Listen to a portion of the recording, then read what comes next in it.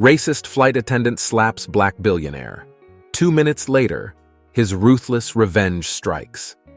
Eric Winston, a self-made oil and gas billionaire, was accustomed to being treated like royalty wherever he went.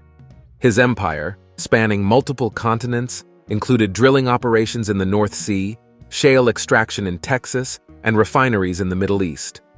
His name was synonymous with power, wealth, and the type of influence that could make or break entire nations. At 48, Eric had everything a man could dream of: a stunning wife, 2 beautiful children, private jets, yachts, and an army of executives who catered to his every whim. But despite all this, he was often wary of how people saw him. A successful black man in an industry dominated by old money and old biases, he was no stranger to the undercurrent of racism that often bubbled beneath the surface.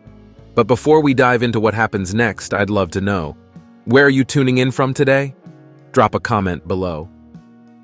On this particular day, Eric had just closed a billion-dollar deal that would further solidify his place as one of the most powerful men in the world.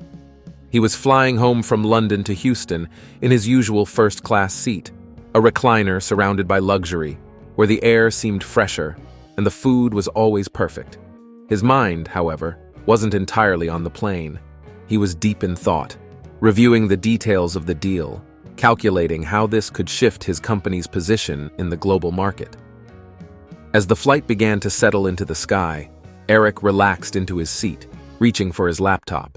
He didn't pay much attention to the flight attendants, as he rarely did.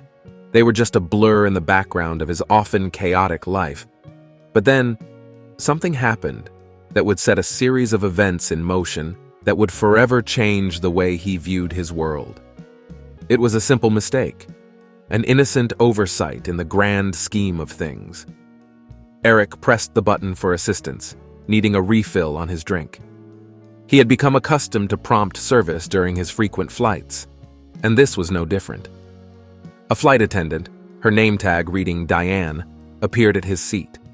She was in her late 30s, blonde and blue-eyed with a professional smile that never reached her eyes. Diane glanced down at Eric, but instead of the usual polite recognition, she did a quick double-take. Her smile faltered just slightly, barely noticeable, but enough for Eric to catch. He smiled back, thinking nothing of it. But when she bent down to grab his empty glass, her next move stunned him. Without warning, Diane slapped Eric's hand away from the armrest as he reached out for the glass. The force was light, but aggressive enough for Eric to feel the sting of her touch. "Excuse me?" Eric's voice was calm but edged with confusion. Diane quickly straightened up, the smile now entirely gone, replaced by a thin, tight-lipped expression. She didn't apologize, nor did she even offer an explanation. Instead, she looked at him as though he were nothing more than a nuisance. The entire interaction was brief, just a couple of seconds, but to Eric, it felt like a slap in the face, figuratively and literally. Eric's heart began to race, but his facial expression remained unreadable. His mind raced as he processed what had just occurred. Was it a mistake? Was she just having a bad day? He had faced racism before, but this felt different. There was something distinctly personal about the way she had treated him, like he was beneath her, a mere inconvenience in her otherwise perfect world. Eric didn't immediately react. He could feel the eyes of the other passengers flicking over to him, the curious glances of those around him. He had been in similar situations before, and he knew how to play the game. But today, something had snapped. He wasn't going to let this go. 2 minutes later, when Diane was busy serving other passengers, Eric pulled out his phone and texted his personal assistant, Amelia. She had worked for him for over 5 years and knew exactly what he wanted, even without him saying it aloud. "Cancel everything for tomorrow. Do whatever it takes to get Diane fired." Amelia's response was instantaneous. "Understood. I'll handle it." Meanwhile, Eric leaned back in his seat, pretending to relax, but his mind was already calculating the chain of events that would unfold. He knew how to use his power and influence, and this was no exception. He had made enemies over the years, and while some were in the political sphere and others in the business world, he had also made alliances with people who knew how to get things done, people who understood the importance of making a statement. By the time the plane touched down in Houston, Eric's plan was already in motion. Amelia had called in a few favors.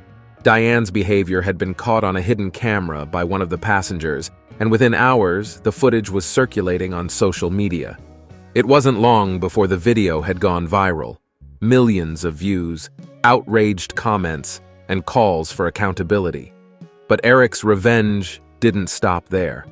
Within hours of landing, he made a series of calls to executives at the airline, pulling strings that only someone with his level of influence could manage. Diane's name was flagged, and she was pulled from the flight crew roster. A review of her behavior was launched, but Eric wasn't interested in mere disciplinary action. No, he wanted her out. The media frenzy intensified as the story spread. News outlets began reporting on the racist flight attendant who had slapped a black billionaire on a luxury flight. The public outcry was swift and unforgiving. Diane, who had previously prided herself on her spotless record, was now the center of a scandal that she couldn't escape. 2 days later, Diane was publicly fired. The airline, under immense pressure from both the public and its own internal diversity councils, announced that it had terminated her employment due to unacceptable conduct. While the company's official statement was carefully worded, the underlying message was clear.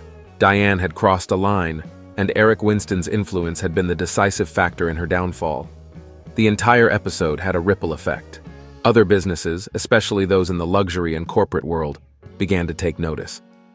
Eric's actions were a reminder that no one, no matter how small their role, could treat people with disdain without facing the consequences. As for Eric, he moved on quickly, returning to his empire as if nothing had happened. His revenge, while swift and ruthless, was calculated with precision, and he had no intention of basking in the aftermath. For him, this was just another reminder of his power. But for Diane, the slap that she had thought was inconsequential would follow her for the rest of her life. The world had been watching, and Eric had made sure of it. Eric Winston, the black billionaire, had struck a blow, not only for himself, but for anyone who had ever been made to feel small. The world, he knew, could be a harsh place, but with the right connections and the right amount of ruthlessness, it could be made to bend. Diane was devastated. In just 48 hours, her entire world had been turned upside down. She had been forced to pack up her things, escorted out of the airport by security under the gaze of her former colleagues, many of whom barely concealed their satisfaction at her downfall. Though she'd never admit it, Diane had burned bridges with her aloof attitude and in quieter moments with her offhand remarks that she thought no one would hear or remember. But people remembered. And now, when the news broke, her ex-colleagues didn't rush to defend her. The impact of her behavior and the viral backlash was harsher than she could have anticipated. She tried reaching out to other airlines, but word had spread. No company wanted to risk hiring a flight attendant with such a public scandal attached to her name. Even her attempts to get jobs outside of aviation met dead ends as prospective employers recognized her from the news or social media. Diane's life was unraveling faster than she could cope with, and, in a rare moment of clarity, she began to realize how deeply her prejudice had shaped her life and choices. She never imagined that one action could not only end her career but redefine her entire existence. Her life was now a public example of accountability, of how the powerful could strike back. Eric, meanwhile, continued to work and manage his business empire, yet something about the incident lingered in his mind. He had initially seen his response as justified and had no regrets about what he had done to Diane's career. But in quiet moments, he couldn't help but feel the weight of the incident. The revenge had been swift and satisfying in the moment, but Eric wasn't a man who acted without consideration for consequences. For weeks afterward, Eric received dozens of emails, messages, and phone calls from people who wanted to thank him for standing up. Many were from other black professionals, people who had faced similar slights and microaggressions but didn't have the resources or connections to fight back. The gratitude they expressed touched him more than he anticipated. Eric realized that his actions had symbolized something much larger than himself, especially in an industry where black professionals were still a minority. He decided to do something more constructive, something that would turn the incident into lasting change rather than a fleeting headline. Eric's team organized a meeting with some of the top executives in the airline industry. He proposed creating a comprehensive training initiative designed to address unconscious bias and promote diversity within flight crew training.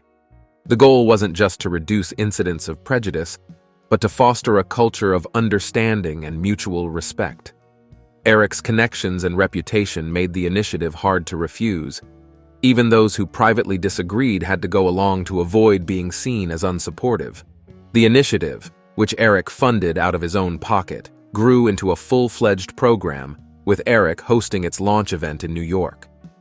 The event attracted attention from media outlets around the world, and the program was lauded as a game-changer in the airline industry. In a twist of fate, Eric's move toward positive change did more for his reputation than the revenge ever could. He became known not only as a powerful businessman, but as a compassionate and influential voice for equality. He started speaking at conferences, sharing his experience to shed light on the broader issue, and encouraging others to stand up for themselves. His actions transformed him from a billionaire known for ruthless business tactics to an advocate for social justice, creating a legacy that he never expected. Months later, Diane watched the announcement of Eric's initiative on a small screen in her modest apartment. She had been living on her savings, doing temporary jobs here and there, and it was the first time she had allowed herself to fully confront what had happened. Seeing the impact her actions had inspired in Eric's life was a difficult pill to swallow. She hadn't just lost her job, she had lost her sense of purpose. For a long time, she had defined herself through her career, through her professionalism and her cold detachment. But now, she was faced with a reflection of herself she didn't recognize or particularly like. In a moment of humility, Diane reached out to Eric through a handwritten letter, apologizing for her actions. She explained how her upbringing and narrow-mindedness had shaped her biases, though she didn't make excuses. It was an apology stripped of pretense, a genuine attempt to own up to her mistakes. Eric received the letter a few weeks later. He was surprised, but he respected the courage it must have taken for her to reach out. After some thought, he decided to respond. Not to shame her further, but to express his gratitude for the apology and to encourage her to seek a fresh start. Years later, Diane found herself working in a different field altogether, volunteering at community outreach programs, mentoring young people, and for the first time, being forced to confront her own biases in real, uncomfortable ways. She no longer saw herself as a victim of Eric's revenge. Instead, she began to see him as the catalyst for the person she was becoming. Her life had been torn down, but it had also been rebuilt with a purpose she never would have found otherwise. Eric, meanwhile, remained a towering figure in his industry. Yet, the incident on that flight had left a lasting mark on him too. It had taught him that true power wasn't about crushing someone who wronged you, but about channeling the experience into something transformative. He had started as a man who acted out of anger and a desire for revenge, but had emerged with a greater sense of responsibility. In the end, both Eric and Diane walked away changed, each in their own way. Eric had used his influence to create a movement, and Diane had found redemption in humility and change. And while they never crossed paths again, their lives would forever be intertwined by that brief, explosive encounter, a testament to the complexity of human interactions and the power of transformation. Leave a comment if you enjoyed this story. It doesn't cost you anything, and you'll make me very happy.